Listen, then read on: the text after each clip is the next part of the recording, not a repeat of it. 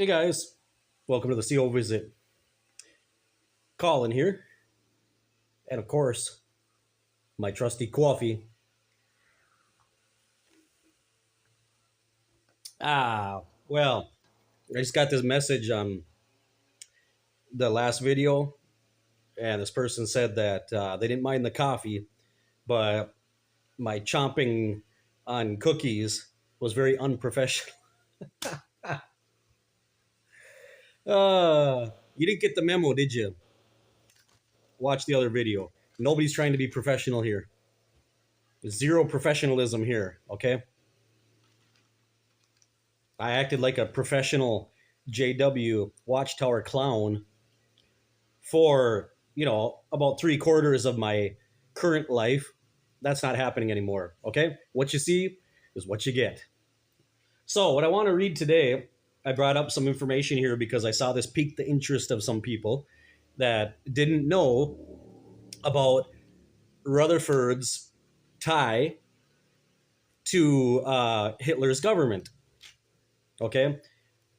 And you know what? It's really interesting, guys, when we talk about new light, old light, all that stuff. But you know what? Even the old light is you can still find it. It's still there.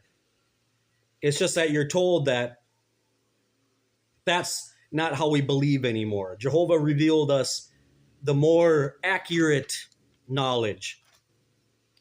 But a lot of times that information will still be there to show how the light has been getting brighter still throughout the ages, and how Jehovah has blessed our organization with revealing us little by little, just like Jesus did with the blind man, little by little. However, this information you won't find anywhere. This was not in the Proclaimer's book, or on jw.org, or in the Watchtower Library. It's nowhere to be found. However, I love the internet. I love the public domain because the information is out there. It's just that a rank and file Jehovah's Witness would never even know to look for this because they have absolutely no idea this exists or ever happened. I didn't. In fact, the only thing related to this that I ever knew, and I think everybody else too, about the Jehovah's Witnesses, is when they came out with the purple triangles. Okay? That was a big deal. Oh man, that video, everybody was waiting for it, and it's so proclaimed, and this and that. Oh my, how the Watchtower pulls the wool over everybody's eyes. Not just witnesses, but the authorities and the media. But slowly but surely, that veil is being brought back. The curtain's being opened. You see, they did everything in their power to bury this information. And it's interesting how this letter and this information I have here is over 86 years old, and yet it has all the hallmarks. It has all the lingo, all the expressions that the Watchtower Society continues using right up to today in 2024. It all came from the mind of Rutherford.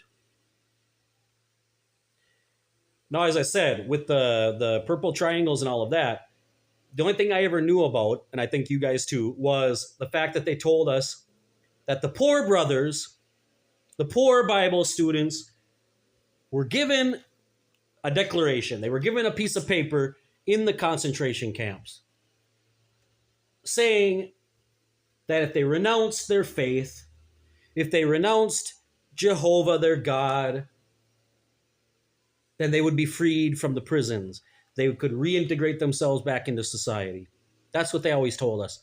That's what I learned. And of course, nobody could do that, right? You can't renounce God. You can't renounce your faith in the Almighty. We knew about that, but they didn't tell us why that happened. Why is it that the Bible students were the only group that were given that particular choice.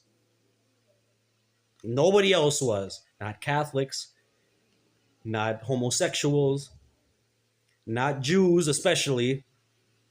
Okay, if you went to the camps, you were just going there to be exterminated. Period. End of story. But why this particular, even if it was just Hitler's twisted sense of humor, which I think it was, but even so, why give that only to the Bible students? Do you ask yourself that? Have you ever asked yourself that?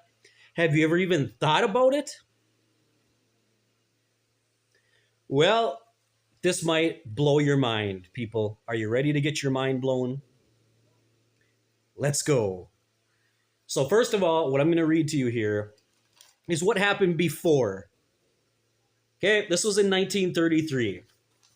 In 1933, the Bible Students Association is banned and prohibited in Germany. 1933. Okay? And so what happens?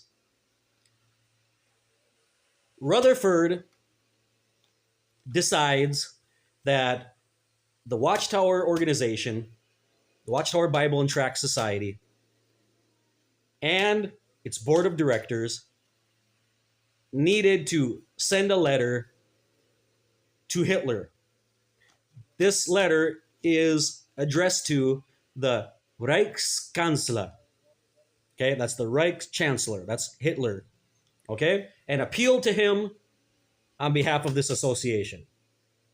Okay? Now, I just want to mention to you guys, remember that the Watchtower magazine and the Bible Student magazine had already been in print and published for many years. People read them. Politicians and governments read them. They're aware of those and what they talk about and what they say. And Rutherford was a staunch Zionist, supporter of the Jewish people and Israel, talking about how they were displaced and mistreated and this and that. Okay? The German government knows how to read. They read those things before. And then all of a sudden, they get this letter from the Watchtower Bible and Tract Society. And if you noticed in the thumbnail, okay, that thumbnail picture is an excerpt from that original letter. That's the original letter in German. You see, that's the thing as well. With the little piece of paper that the brothers had to sign, there was an image of that in the Purple Triangles and in the Proclaimer's book. But it's in German. And no one ever thinks to... You never thought back then. We didn't have Google or any of that. Translator. You just read it and you accepted what the book said or the literature said about what it was telling them to do. But when you read it, actually what it says, it's quite mind-opening. But first of all, one thing at a time. Let's read the letter first.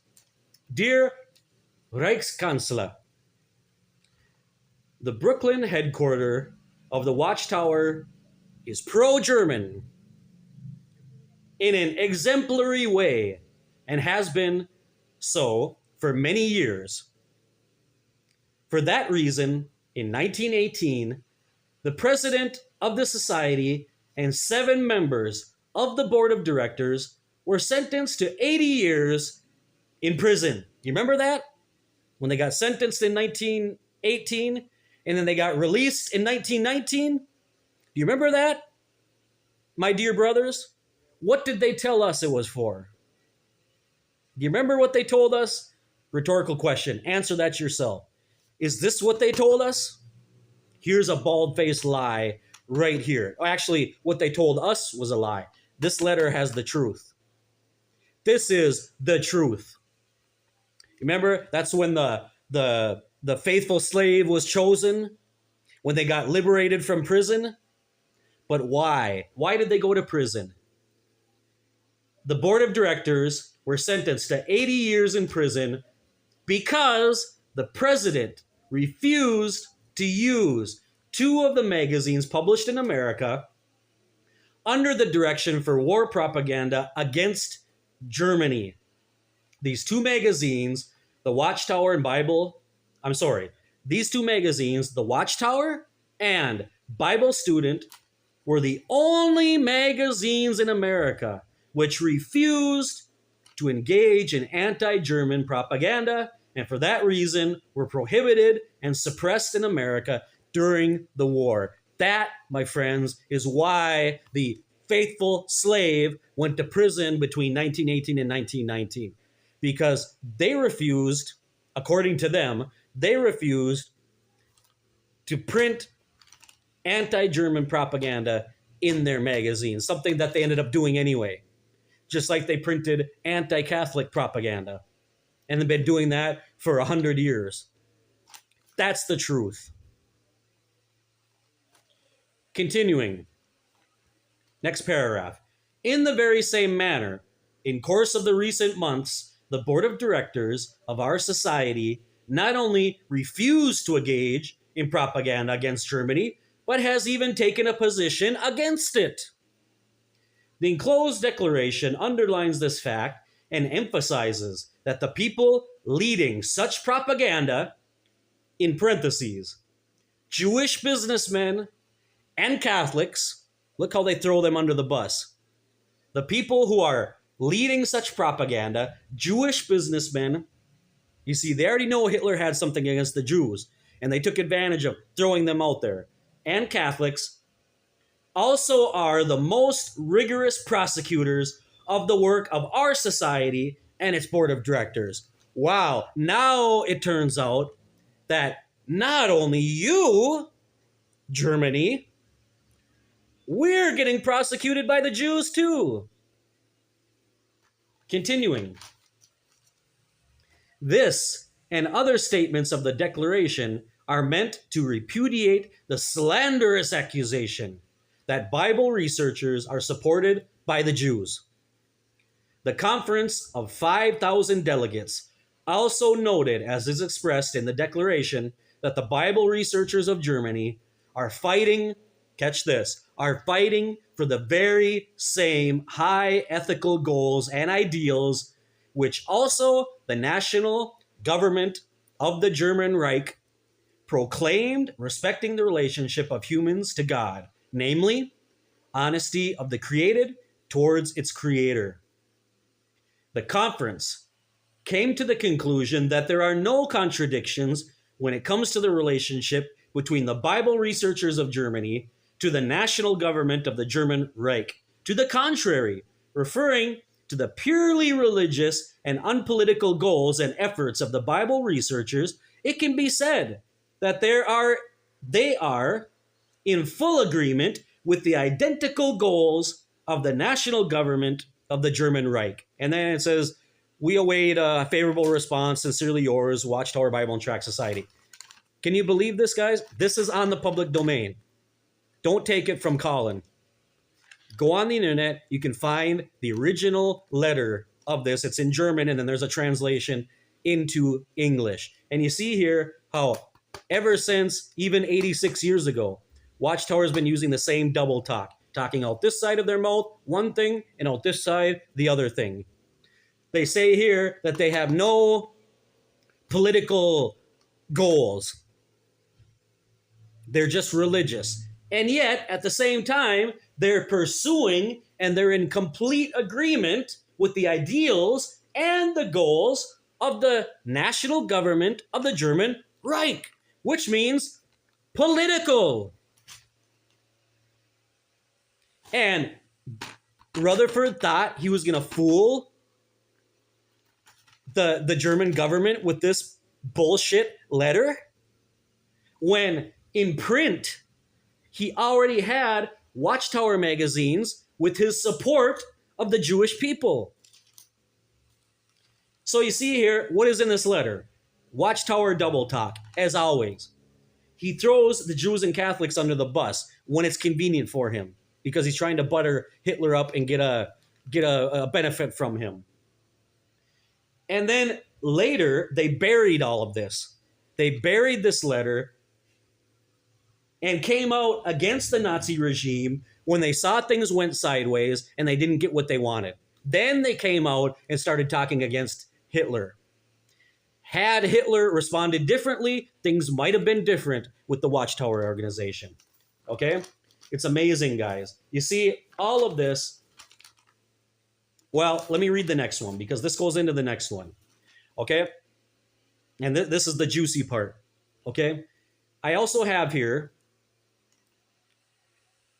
and you can also find the original manuscript, the document, the actual document that Bible students were given to sign in the concentration camps. You can find that. And I have a translation of it into English. Okay? This is from an online archive. So this is not some XJW site translating this, okay? This is a national archive. I want you to listen very carefully to this, brothers. Listen very, very carefully to what I'm going to read. This is going to blow your mind. Just listen to the wording of this. Listen to the language of it. Listen very carefully what it says. But of course, with anything with the Watchtower, it's not so much what it says, it's what it doesn't say. What you would expect. Just like in this letter that I just read, what you would expect the anointed leaders of Jehovah's earthly organization when writing to a regime that is oppressing their people. You would expect biblical scriptures. You would expect them standing up for Jehovah. Doesn't mention it even one time. There is not one Bible scripture in this letter. There is not one mention of God or Jehovah, or you better free our people, or don't make the same mistake Pharaoh did, or any of that. There was absolutely no sticking up for Bible principles or Jehovah's commands or any of that. It was all political maneuvering to try to get a benefit. And then when it didn't work, they backpedaled and they started denouncing the Nazi regime. And they conveniently buried this letter. Gone. Out of existence. But I want you to listen to this declaration, the one that was given to the Bible students to sign in the camps. Listen to what it says and what it doesn't say. Here's the declaration. It says, I, and then the name and where they live and all of that, hereby make the following declaration. Number 1, I have recognized that the International Bible Student Association is spreading false doctrine and is merely pursuing goals hostile to the state under the guise of a religious activity. Let me read that again. I hereby make the following declaration. I have recognized that the International Bible Student Association is spreading false doctrine and is merely pursuing goals hostile to the state under the guise of religious activity. Number 2, I have therefore completely renounced this organization and have also freed myself internally from the teachings of this sect. Number 3, I hereby confirm that I will never again work for the International Bible Student Association. I will immediately report to the police any person who approaches me to promote the false doctrine of the Bible students or who in any other way expresses his conviction as a Bible student. If Bible student pamphlets are sent to me, I will immediately hand them over to the nearest police station. Number 4, in the future, I will respect the laws of the state, and in particular, in the event of war, I will defend my fatherland with arms in hand and fully integrate myself into the national community. What did you notice about that? As opposed to what they told us. What were they renouncing? Were they renouncing Jehovah God? Or their faith in him? Or were they simply renouncing a sect, an organization? Isn't that what it all comes down to, guys? Just like when you get disfellowship, just like when you disassociate, when you become an apostate. Did you really turn your back on God and your faith, or simply on a man made organization? That's the whole crux of the matter, isn't it? So, what happened here? There's no mention of God, there's no mention of Jehovah or faith. They only have to renounce an association. And you see, why did this happen, guys? And why did all of a sudden Rutherford bury this, all of this, and then turn to all of a sudden, oh, look at our poor brothers in the concentration camps, and they want them to renounce Jehovah, and they won't do it, and all that BS. You know why that happened? It's because their little plan went sideways. Because Hitler called Rutherford's bluff. He called him out on his bullshit. And he nailed it. I hate to say this, guys, and I'm not justifying, I'm not doing anything to say that what Hitler did, anything that he did was right or good or any of that. No, don't get me wrong. But with this particular situation, with the Watchtower Society, he hit the nail right on the head. He had Rutherford's number, and Rutherford knew it. Rutherford took a step back and went, oh man, this guy's already got me figured out. He already knows what's going on here. And you know why? Because they're not stupid. They had already read the Watchtower material before of this Zionist who supported Jews, all of a sudden coming out and he's saying, oh, we support your ideals as well. We are after your same goals. And trying to blame the Jews and say the Jews are persecuting Watchtower as well. Hitler wasn't buying it. He saw right through that like Superman in X-ray vision. And I think at the end of the day, guys, like I said, this little letter of renouncement just for the Bible students was kind of a little bit of irony on his part. It was his sense of humor to say, hey, oh, by the way, just sign this and you'll get out, right? Because he knew he was saying with that letter, okay, well, put your money where your mouth is. That's what Hitler was saying. If you really support us, if you really are going after the same goals and ideals as we are, well, then prove it. Sign your name. They wouldn't do it. They wouldn't do it. And Rutherford knew it. And he knew his number was up. And that's why he had to get rid of all this and throw it out the window. So you see, guys, how one thing is still true today. Maybe the Watchtower Society today in 2024 isn't working with hostile things against the state. Maybe it's more lucrative things now. The Watchtower Society is working in lucrative real estate business opportunities. But just like in 1933 and 1938, the one thing that still is true today is that it's being done under the guise of religious activity. See you in the next CO's visit.